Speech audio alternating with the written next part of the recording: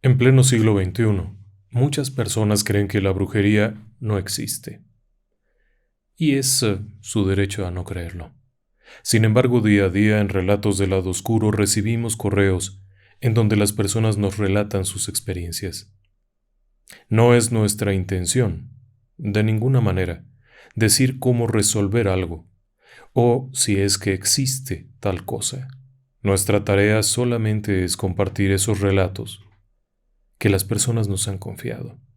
Nosotros no podríamos decirle, ni apoyarle, ni ayudarle. Nuestra labor es solamente compartir aquellas experiencias que las personas han vivido. Comenzamos.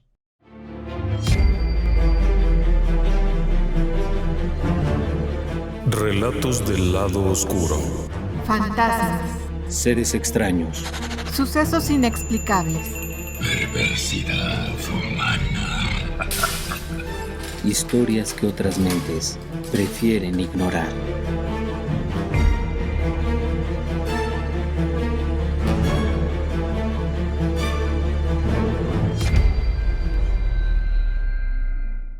Algunos de los nombres que vamos a presentar a lo largo de los relatos son ficticios, situaciones que han sido cambiados los lugares e inclusive las fechas. Sin embargo, la esencia del relato sigue siendo la misma. Y ahora, vayamos atrás en el tiempo. Estamos en la Ciudad de México y hay una chica que conoce a un muchacho. Es una chiquilla, tiene 16 años. Platican, corretean un rato, se hacen buenos amigos y después va surgiendo el amor. Y se vuelven una parejita de novios. Novios de manita sudada, no se imagine usted otra cosa, no.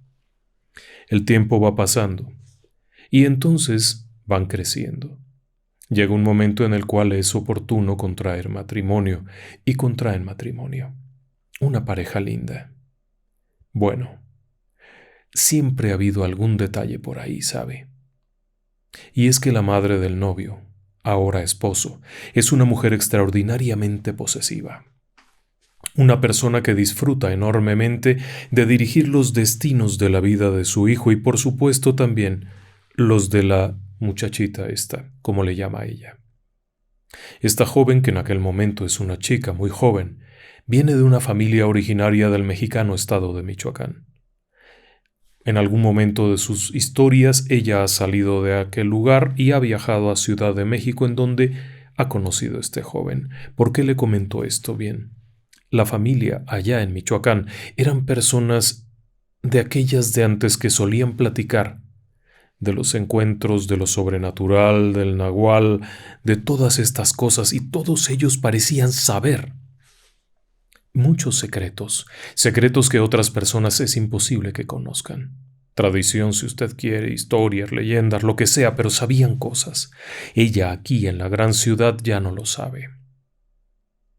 Pero aquella mujer sigue insistiendo, se hace muy presente todo el tiempo en la vida de esta pareja. Cuando ella queda embarazada y está esperando un bebé, la situación se vuelve todavía más agresiva. Llega un momento en el que esta mujer literalmente les pide que le regalen el niño que está por nacer, así como se lo estoy diciendo. De hecho, habla con su nuera para decirle que venga a vivir a su casa. Sí, como una hija más, que no hay ningún problema, que ella se hará cargo de la educación del bebé y que ella siga con su vida, al fin que es muy jovencita. Podrá volver a la universidad, podrá hacer un futuro, podrá hacer muchas cosas. Le pone aquello en bandeja de plata. Aunque por supuesto el único requisito es que deje al bebé a su cargo. Una situación que por supuesto para cualquier madre es inaceptable. Ella rechaza la oferta y aquello se vuelve muy incómodo, porque prácticamente le ha dicho, anda, ve por ahí, de cualquiera, vete a revolcar con quien quieras, haz lo que se te pegue la gana, siempre y cuando me dejes al bebé. Ella solamente entiende dos cosas. Uno, que ama a su esposo, y dos, que ama a esa criatura. Por ello, cuando nace, bueno, aquello se convierte todavía más difícil. Déjeme decirle que esta chica, a la que llamaremos simplemente Ali, Tiene su familia, tiene su padre, tiene su madre, tiene algunos parientes, son personas que la rodean, así es que por supuesto no va a aceptar. Al paso de algunas semanas, el esposo consigue un empleo lejos de allí. Es algo muy bueno. Ir a una provincia a trabajar lejos de la suegra se vuelve el sueño tan acariciado, solo que hay un problema. La suegra no opina lo mismo. Y no opina lo mismo porque cada 15 días viaja desde la Ciudad de México a la casa de esta chica y se hospeda con ellos y se hace presente durante más de 15 días en donde controla todo lo que ocurre, desde lo que se compra en el supermercado, la ropa que se ha de poner el hijo, lo que se le va a dar de comer al bebé. Es aquello una verdadera pesadilla. Por algún azar del destino, un buen día, el esposo enferma, es decir, el suegro. Es un hombre mayor que evidentemente está un poquito sometido. Enferma y no puede conducir. Y claro, la suegra no quiere viajar en autobuses, por supuesto que no. Así es que durante algún tiempo no puede visitar la casa. Y esto les da un respiro impresionante. Ali y su esposo y su bebé son un trío fenomenal, que se ponen a planear lo que van a hacer, lo que van a comer, que ellos se inventan sus historias, cambian la decoración de la casa, compran cosas, hacen, deshacen. No es una familia rica, pero se la pasa muy bien. Hacen planes a futuro, sueñan. Y claro, las cosas siguen de mal en peor, porque un buen día la suegra, aquella mujer posesiva y dominante, enferma de gravedad. Por alguna razón va a parar al hospital casualmente con un problema enorme en la vesícula y en otras complicaciones y más complicaciones y aquí y allá. El hijo tiene que ir allá, apoyarle, estar con ella en el hospital. Ali se queda en casa, cuidando al bebé. Y entonces, un buen día, la mujer aquella sale del hospital como si nada, como si nunca hubiera estado enferma. Pero su esposo cuando vuelve a casa no se siente el mismo. Se siente raro, se siente lejano, se siente distante. Los días van pasando y entonces se vuelve cada vez más notorio que el esposo la mantiene aparte. Cuando ella le pregunta algo, las respuestas suelen ser groseras. Han estado juntos ya varios años, no es un matrimonio nuevo, no se casaron porque hiciera falta casarse, sino porque lo deseaban, tienen un bebé hermoso. Es importante señalar que en el ínter de todo esto ella ha quedado nuevamente embarazada y ha nacido un bebé precioso. Es una nena. Una de esas criaturas de rostro luminoso, de un corazón increíble que sueña, que se le ve contenta, que es un angelito, pero que el padre casi no la ve. Todos estos momentos son de mucha lejanía, en cualquier caso cuando ve que están dándole de comer a la nenita. Se da la vuelta y se aleja, como si no quisiera compartir aquel momento grato. Cuando Ali llega en la noche, contenta de que ha sido un buen día y dispuesta a pasar un rato con su esposo, se da la vuelta y mira para otra parte. Ella comienza a sentir que, bueno, la ha dejado de querer. La ha dejado de querer y punto. Quizá hay una tercera por ahí, otra mujer, seguro es eso. Ella se lo imagina sin estar muy segura de que ha hablado con él de alejarse, de separarse, pero el tipo se pone loco cada vez que dicen eso. Y entonces se enferma. Llega el día en el que tiene un dolor espantoso, después de haberle dado el besito y el besito a cada bebé, después de haber recogido algunas cosillas, cuando va subiendo la escalera de pronto es un dolor tal que la dobla. La hace sentir que muere, no puede soportarlo. Va a la habitación a pedirle ayuda a su esposo, a pedirle que por favor la lleve a un hospital, pero el tipo, como si nada. Ella le suplica que la lleve, que se está muriendo, que siente un dolor horrible, y el hombre parece no hacer caso hasta que ella cae al piso y casi no puede caminar. De mala gana la lleva al hospital, en donde le conectan un montón de morfina por el dolor horrible que tiene, y al paso de un rato determinan que es una especie de piedra que se le ha alojado en una vía urinaria, una piedra de casi 1 centímetro, una cosa espantosa. El urólogo que la revisa no entiende cómo es que ha llegado ahí eso, ni siquiera entiende cómo es que se ha formado en una persona tan joven y con un historial de gran salud y de una dieta muy limpia, ¿Cómo es que ha llegado eso ahí? El tratamiento es simple, es una intervención a través de estas cosas nuevas que hay, láser de ambulatoria. El hecho es que después de la intervención disuelven aquello, todo muy bien y ella va a su casa. Se recuesta en su camita esperando ahí un rato. Muy bien, al tercer día está gravísima. Gravísima de muerte. Se le ha declarado un problema enorme porque ha comenzado con falla renal, con falla respiratoria, con problemas, una especie de neumonía horrible, una inflamación del cerebro, una fiebre que no puede, una septicemia generalizada que se está muriendo. El padre de Ali se descuelga desde la Ciudad de México manejando, es un hombre mayor, pero es un hombre muy fuerte, y llega al hospital. El esposo fue al hospital, la dejó y de ahí se largó. No quiso saber nada de ella, simplemente pasó y la abandonó en el hospital. La madre de Ali llega a hacerse cargo de los chiquitines y el sujeto aquel, el esposo, desaparece. Bien. El padre de Ali llega a la habitación donde está enchufada a cuantos aparatos y lo primero que siente es que hay algo más. Como le decía yo, son personas de antes, pero además personas que pueden sentir, que pueden percibir, que pueden simplemente darse cuenta que algo no está bien y en silencio, sin decir una palabra, comienza a hacer oración, sentado en su silla de hospital, en una dura silla de hospital, toda la noche, toda, en oración. Cada minuto, cada hora, cada instante en oración. Al amanecer, se levanta y va a sustituir a la mamá. Se queda con los bebés. La madre viene a atenderla. Pero apenas cae la noche, el padre vuelve a llegar. Saluda, buenas noches, y se sienta. Y de nueva cuenta, sin decir una palabra, pero todo el tiempo en oración con la mente, con el alma, el corazón, fuerte, constante, toda la noche.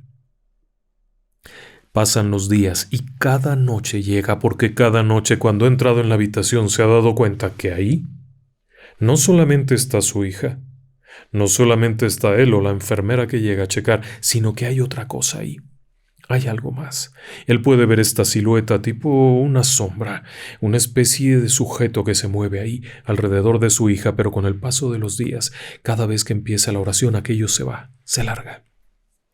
Finalmente la dan de alta. Algo que parecía que la iba a matar termina por llevarla sana a su casa.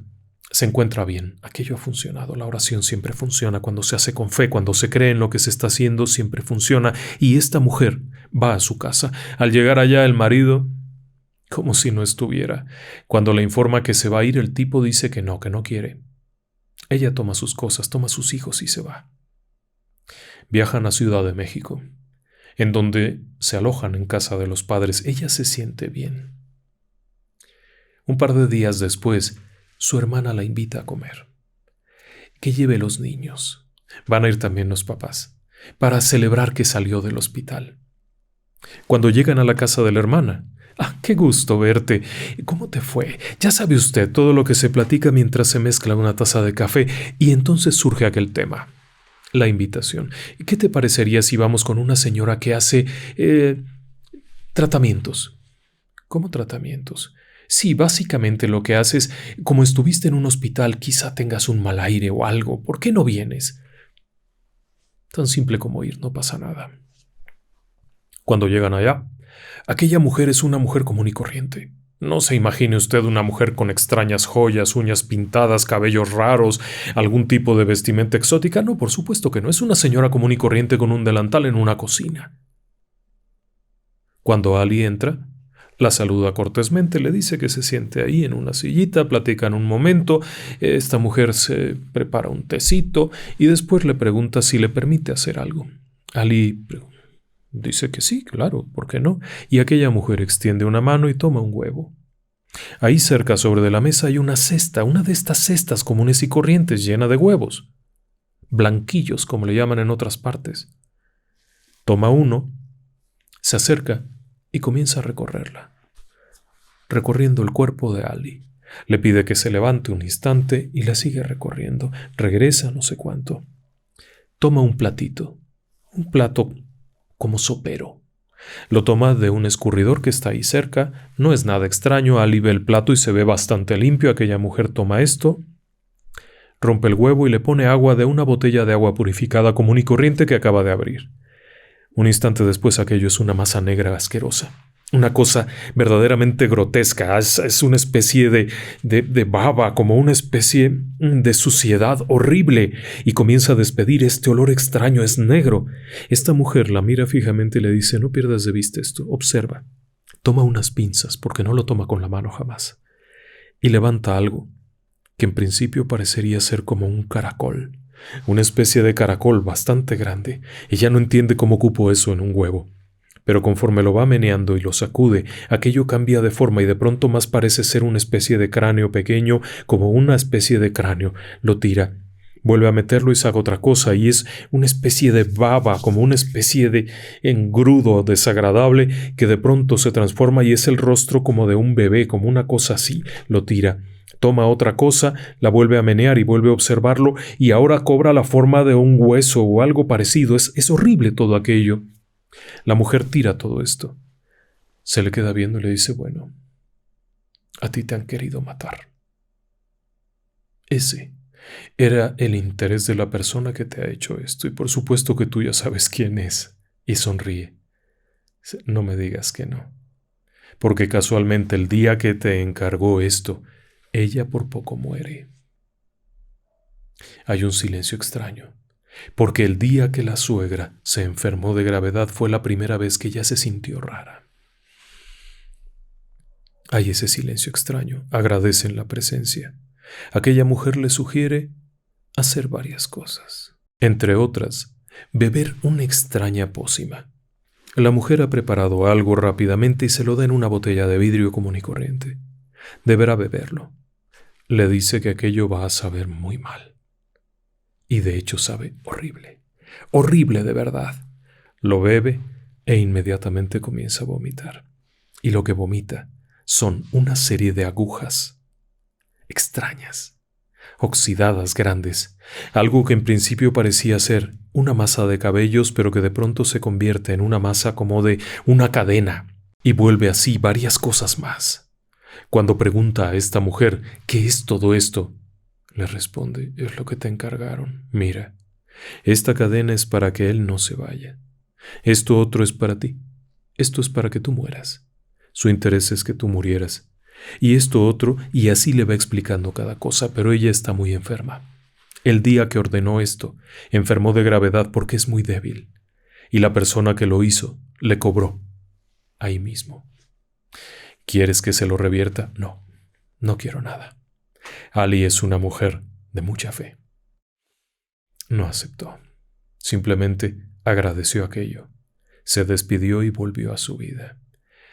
La suegra sigue con vida. Delicada, frágil, pero sigue con vida. Ella no se ha vuelto a enfermar. Aunque claro, sabe que el riesgo está ahí. Aunque también sabe que en todo momento cuenta con una protección grande. No solamente de ese padre fuerte y formidable, sino de todos aquellos que están cerca de ella. El marido, ¿qué importa? Ese tipo no tenía ni la fuerza para defender a su propia familia. ¿Qué importancia tiene?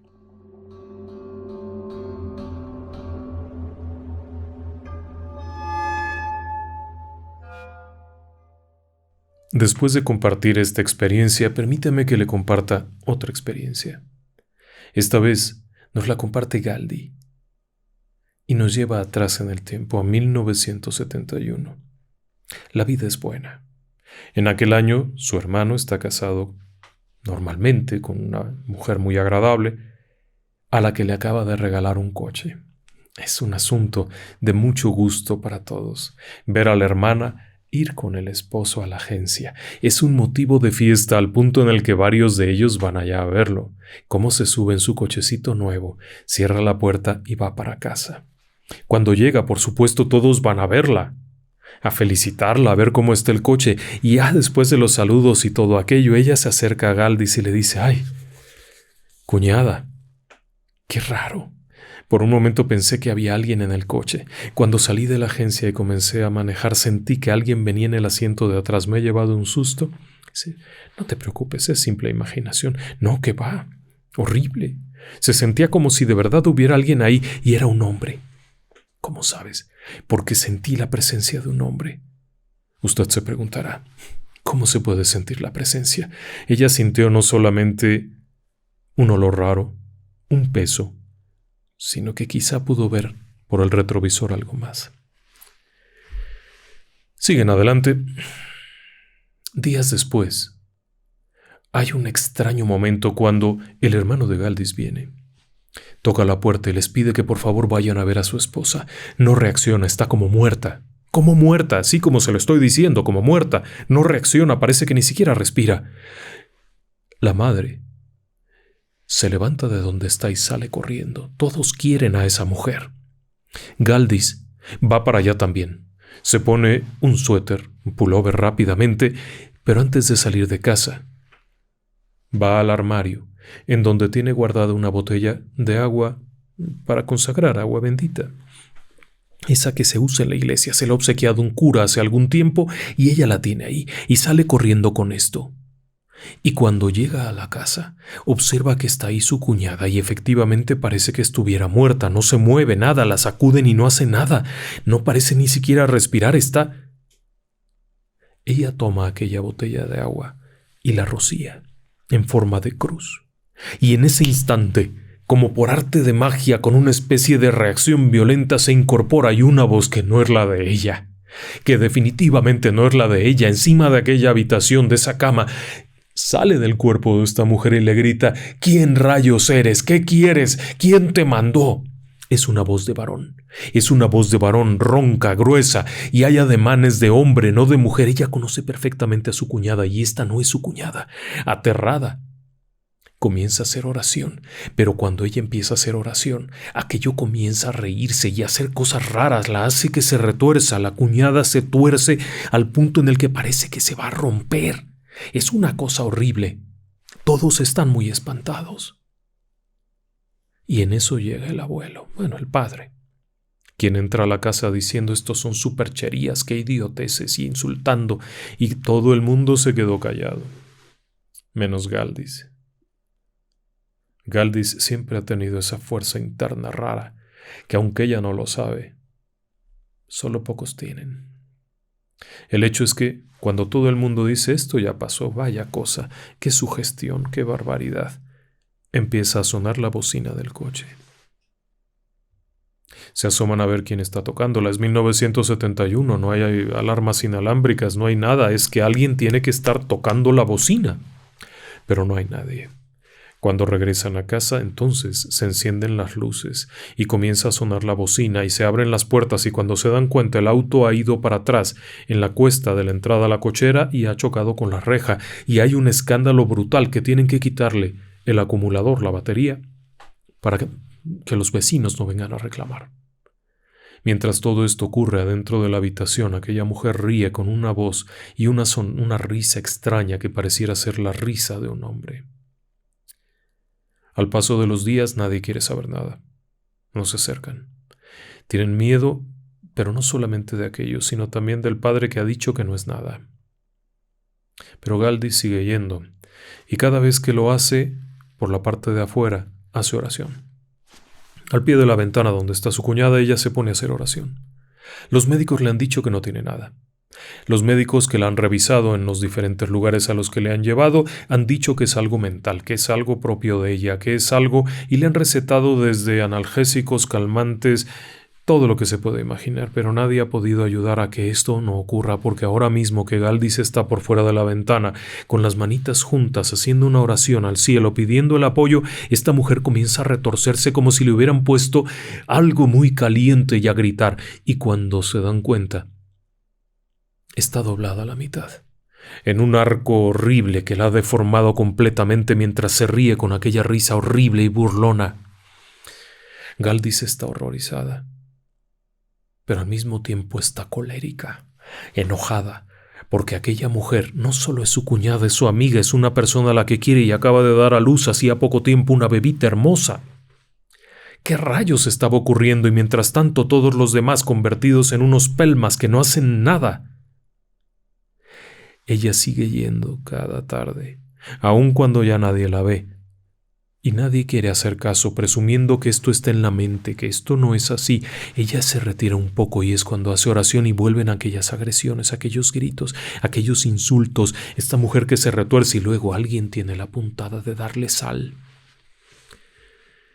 lo que le provoca una lesión horrible en los labios. Pero aquello parece disfrutarlo, parece disfrutar atormentar a esta pobre mujer. Galdis sigue pidiendo. Y un buen día, en medio de aquellos gritos, aquellos estertores horribles, ella pide al cielo, clama al cielo, para que los ángeles del Señor vengan a ayudar. Y de pronto todo es silencio. Cuando Galdis se acerca a ver qué ocurre, la cuñada que está en la cama hace una seña inequívoca, pidiéndole un papel y una cosa para escribir. Galdis corre y busca algo en su bolso, saca una libretita y un lápiz y aquella mujer pone: llama a Lourdes, ella sabrá qué hacer. Lourdes es otro pariente que tienen. Cuando van allá, Lourdes dice que ya conoce a una señora que quizá podría ayudar. Van a ver a la señora y ésta les dice: sé quién es, no me digas nada, sé quién es. Sé cuál es tu problema y no te puedo ayudar yo. Ni siquiera sabía de quién estaban hablando. Nadie le había hablado, nadie le había contado, pero ella parecía saber todo. Te están haciendo un daño para muerte. Alguien la quiere muerta y lo ha hecho bien y lo ha hecho fuerte, la quieren muerta. Van a tener que pedir ayuda de alguien más. No sé si siga trabajando, no sé si quiera ayudarles, pero tienen que ir a verle. Este es el teléfono. Pregunta por el profesor. Ella se le queda viendo. Galdis, obviamente, cuando alguien dice el profesor, uno se imagina que es un charlatán. Dice: no. Es profesor en la universidad.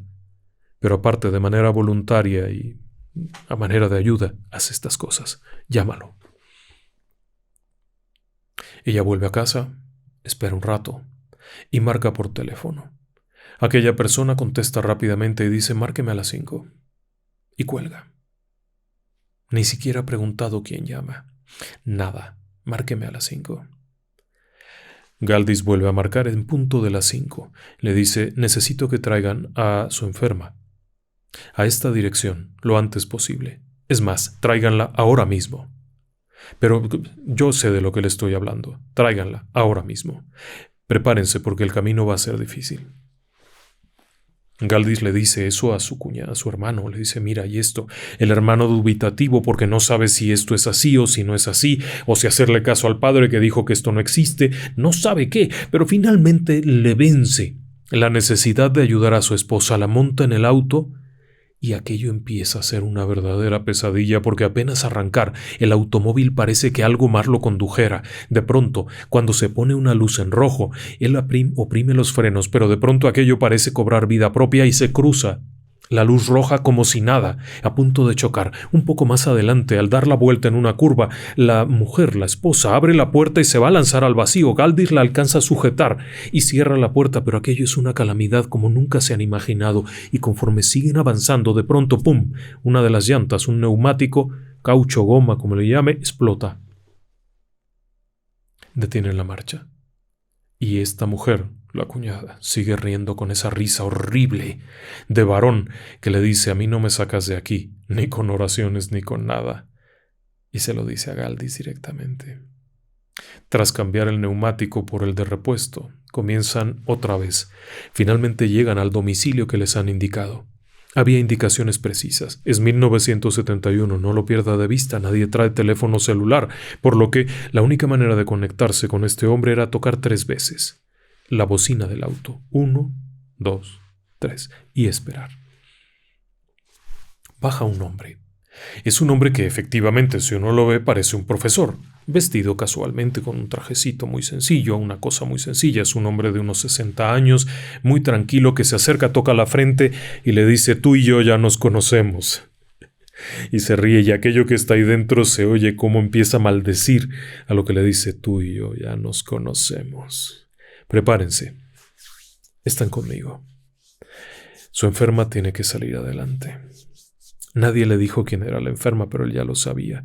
¿Y quién era aquello a lo que ya conocía? Bueno, ya se imaginará usted qué era. Era algo oscuro, algo que había salido de abajo y él ya lo había enfrentado antes, por lo que comienzan a manejar, no sin que hubiese algunos pequeños detalles. Por supuesto, cada vez que había alguna de estas cosas, aquel profesor que iba sentado al frente hacía una pequeña oración y todo volvía a la calma. Tenían que ir a un lugar que estuviera cerca de un río.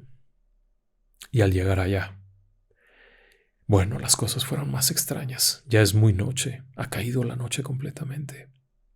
Les pide que sienten ahí a la mujer y se dirige a Galdis, a la que le dice: no sé por qué me buscaste. La verdad, tú eres más bruja que yo. Pero bueno, me vas a ayudar. No, yo no sé nada. Pero profesor, yo no sé nada. Sí lo sabes. Me vas a ayudar y cuando salga de este cuerpo y viaje allá arriba a hablar, necesito que cubras mi materia, que la cierres, que la protejas, porque si no cualquier cosa entrará. Pero profesor, yo no sé cómo hacer aquello. Discúlpeme, no sé de qué me está hablando. Y de pronto aquel hombre se sienta, cruza las piernas, cierra los ojos y comienza a hablar con una voz totalmente diferente. Comienza actuar diferente, hay una voz femenina, hay una voz masculina, hay una voz de niño, pero ni siquiera pareciera salir de su boca, sino como que ese cuerpo estuviese simplemente envuelto en otra esencia, en otra cosa, y empieza cada uno de ellos a dar instrucciones.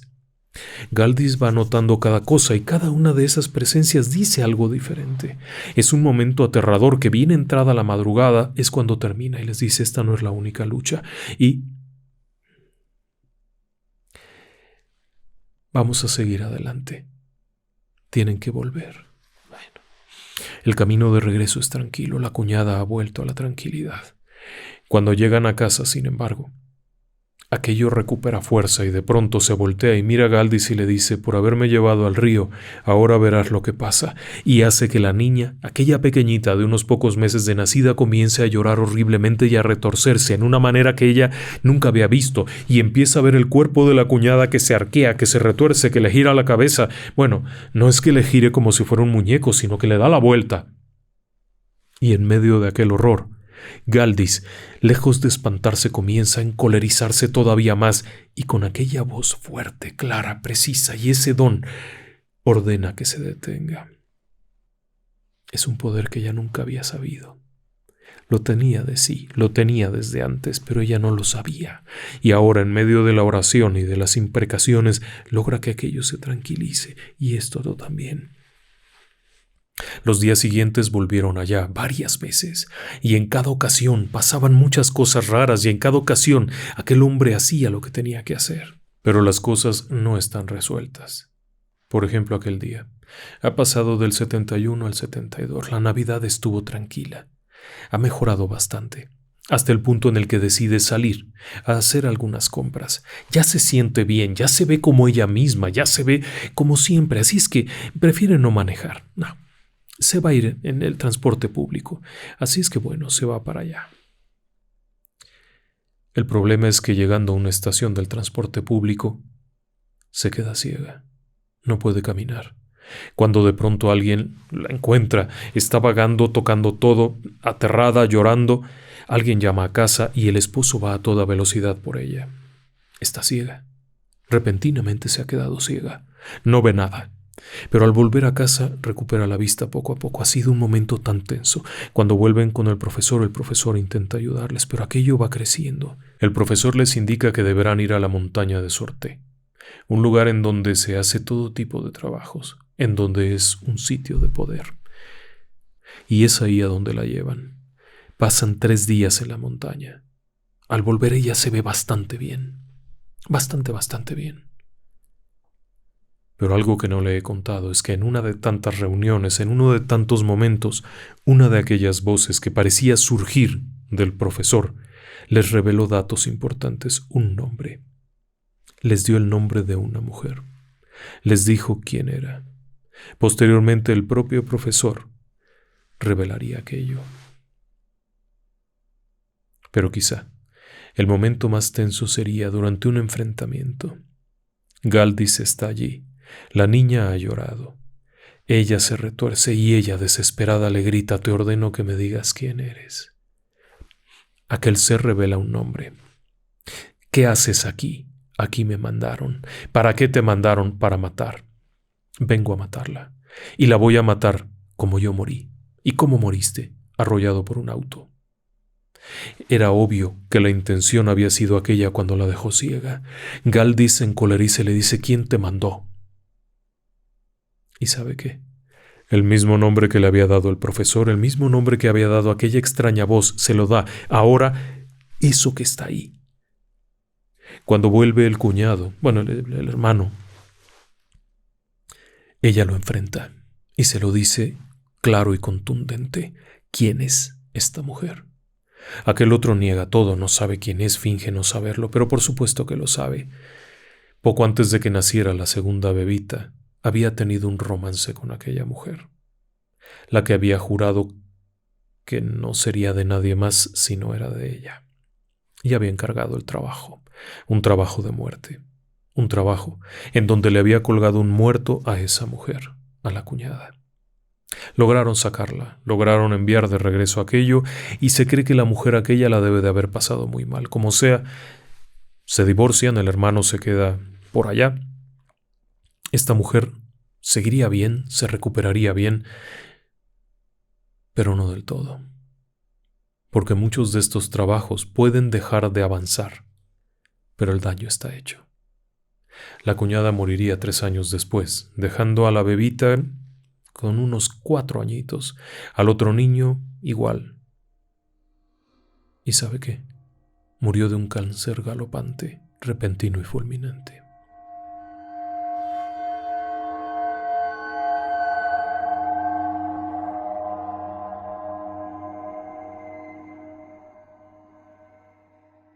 Ahora volvamos a la Ciudad de México. La señorita V está casada con un hombre al que conoce de mucho tiempo atrás. Ha sido una gran vida. Es un tipo amable, cariñoso. Es el tipo de hombre que le daba de comer la papilla a los bebés, que cuando llegaban visitas les ofrecía un poco de té, que ayudaba a lavar los platos, que tendía la cama y que, por supuesto, había momentos muy gratos con él. Llevan varios años de casados. Tiene un hijo y está esperando un bebé. Las cosas marchan tan bien, son tan felices, tienen un bonito departamento. Es de ellos. Por supuesto, la señorita B, antes de casarse, tenía su propio departamento, así es que tienen 2 departamentos, de hecho. Y la vida sigue muy bien hasta aquel día. B va caminando por una acera cuando se encuentra con un viejo amigo. Un amigo de la época de la infancia, vaya. Habían sido compañeros en la secundaria, habían sido compañeros en la preparatoria y muy probablemente alguna vez algo hubo entre ellos, o por lo menos un sentimiento.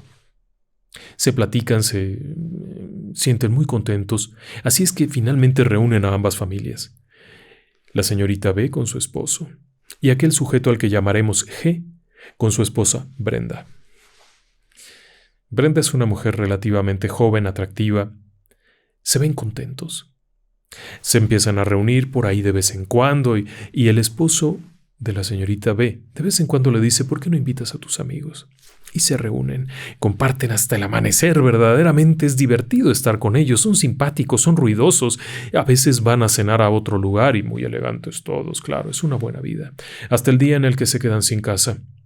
Sí, Brenda y el amigo se quedan sin casa. Por alguna razón salen de su casa, ya en el departamento no lo pueden tener, es una situación muy incómoda porque parece que van a venderlo los dueños, estaban alquilando, así es que la señorita B, sin pensarlo 2 veces, les dice: ¿por qué no vienen a vivir aquí?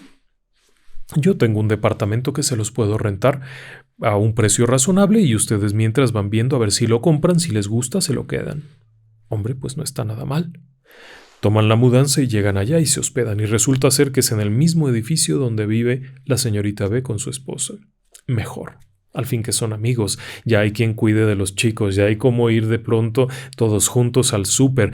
¿Y sabe algo? Brenda se hace su amiga. Es una amiga muy cercana.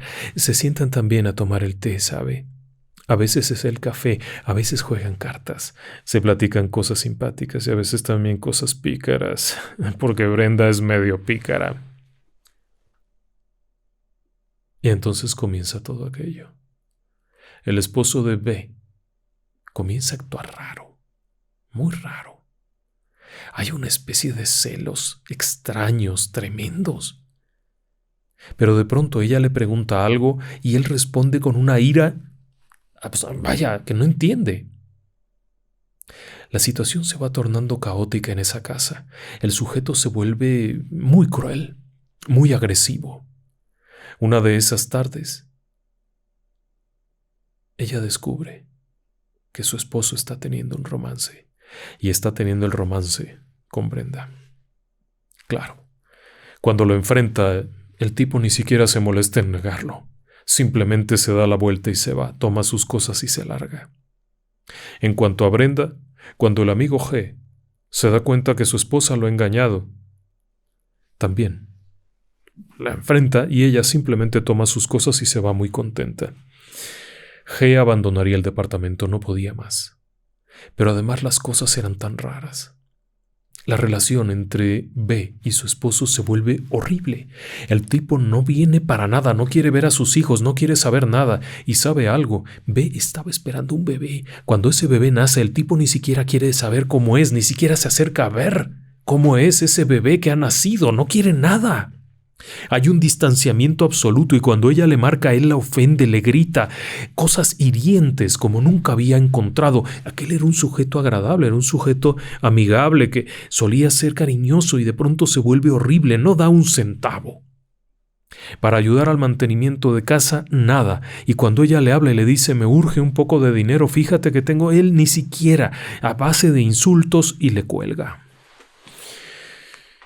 Ella cae en una depresión horrible, horrible, porque la que pensaba que era su amiga la ha traicionado con su esposo, le ha hecho horrores, bueno, empieza a irse para abajo, pero ya no es solamente eso, ya es algo más, porque ella empieza a deteriorarse, y cada día más, está consumida. Era una mujer de facciones alegres, de facciones gratas, un poco mofletuda, un poquito rellenita, así como simpática, rosadita, muy linda, y de pronto está hecho un esqueleto con los pómulos salientes, los ojos hundidos, se le ha hecho seco el cabello, casi no tiene deseos de vivir y ha pensado todo el tiempo en quitarse la vida. Y entonces llega aquella noticia. Un buen día, el departamento que había rentado a Brenda y al señor G se alquila. Ella necesita los ingresos. No tiene fuente de ingresos porque el marido no le da un centavo, se está acabando los ahorros, todo está muy mal. Renta el departamento. 2 o 3 días después recibe una llamada. Es el nuevo inquilino. Quiere mostrarle algo. Va allá y le muestran que sobre uno de los closets de estos armarios guardarropas hay una enorme cantidad de una sal oscura, negra. Pero también le han mostrado otras cosas. Le han mostrado que en un pequeño frasco de vidrio que estaba oculto en el tanque del inodoro hay una sustancia amarillenta y está la foto de su marido con el ojo pinchado, ambos ojos y la boca, y hay una foto de ella. También hay una imagen religiosa. Todo aquello se ve muy mal, pero ella no cree en estas cosas. Aún así, pide que por favor tiren todo eso.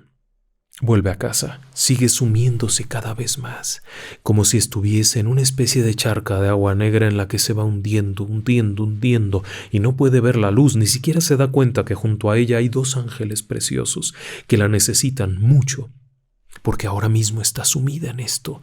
Y entonces vuelven a llamar. Otra vez son los nuevos inquilinos quienes le reportan haber encontrado algo muy desagradable. Uno de los servicios sanitarios no funcionaba bien, por lo que han ordenado que venga un plomero, un fontanero, que levante el inodoro y hurga en las tuberías encontrando una madeja de cabello, una serie de amarres, una fotografía de ella, una prenda íntima y otras cosas. Aquello es grotesco. Les pide que por favor lo tiren. Pero su salud continúa yéndose a pique. Además, está fumando constantemente. El poco dinero que recibe lo gasta en comprar cajetillas de cigarros sin importarle que haya una bebita ahí, nada. Está sumida en aquello. Un buen día, sin embargo, y providencialmente, una amiga de hace muchos años viene a visitarla. Sabe que le está pasando muy mal.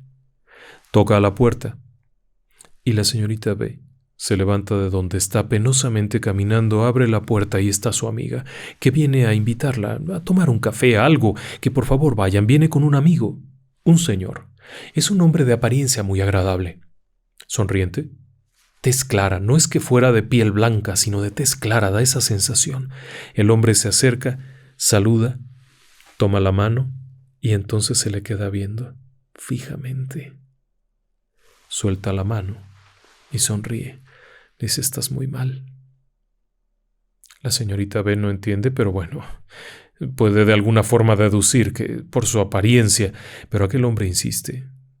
Alguien te está haciendo algo. Por eso estás tan mal. Me gustaría que conocieras a mi padrino. Te llevo. Vamos, ahora mismo, en este instante. Por supuesto, no era casualidad que estuviera ese hombre ahí. Suben al automóvil de la amiga y comienzan a manejar y llegan de pronto a un lugar. En este lugar hay una especie de sala. A la señorita B le causa mucho miedo todo esto. No sabe qué está haciendo allí, quiénes son estas personas. La amiga la ha traído, pero es la única persona que conoce y de pronto aparece este sujeto alto, fuerte, de apariencia un tanto gruesa, vestido de forma inusual, y hay una serie de objetos. Cuando suben un poco la luz, hay una serie de objetos que provocan miedo, porque este sujeto, el padrino, es un sacerdote de Palo Mayombe. Es un palero. Eso es grave. Palo Mayombe es una forma de brujería afroantillana tremenda. Grave, verdaderamente grave, que si se usa incorrectamente puede ser muy delicado. El hecho es que aquel hombre la toca y le dice: ¡ja! Vienes muy malita. ¿Qué te hicieron? ¿Qué te hicieron? Te vamos a ayudar. Y acto seguido, le pide que levante los brazos, cierre los ojos y empiezan a rociarla con un polvo al que llaman cascarilla. Mientras esto ocurre, alguien hace ruido con unos tambores o algo y hay una serie de voces y de cánticos. Le pide que por favor cierre los ojos y no los vaya a abrir por ninguna razón. Pase lo que pase, no abra los ojos. Va a escuchar ruidos raros, va a escuchar sonido de fotografías que se están tomando. No puede abrir los ojos.